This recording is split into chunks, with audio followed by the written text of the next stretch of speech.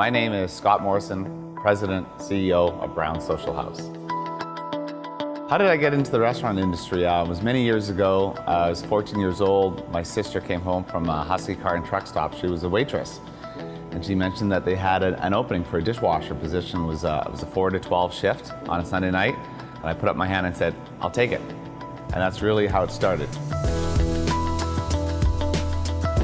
A brand to me is a couple of things. One is a brand is obviously a promise to when you come into one restaurant in this province or another restaurant in that province is that you have the same service and the same food.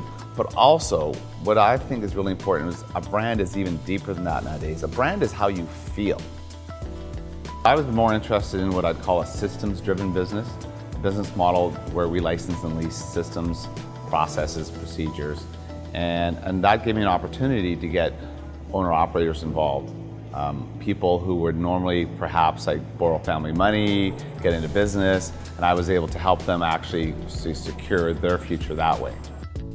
I'm very involved in design and the whole concept of the brand. I mean, that's kind of my forte, that's my love of the business. I have a lot of trade magazines actually, right? Because you can travel a lot, but sometimes I'm just not going to certain parts of the world. Never will. So I think just getting a trade publication that has certain pictures of certain restaurants, and we have an extensive catalog in the office where we have binders in the design team.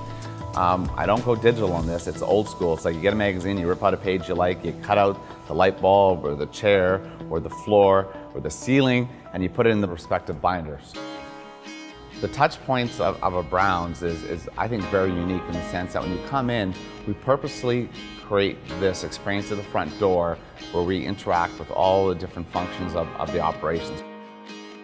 I think like any business, a lot of these ideas are layered in over time, and so that's also evolved from having really a problem, I would say, in a design issue where I have a space and I need to do something with it. So as designs evolve for me, we're always layering more new ideas, and so that's where basically, as you see in some of the designs, we have the medallion, the bee on the wall, illuminated, and I think it's turned out rather well.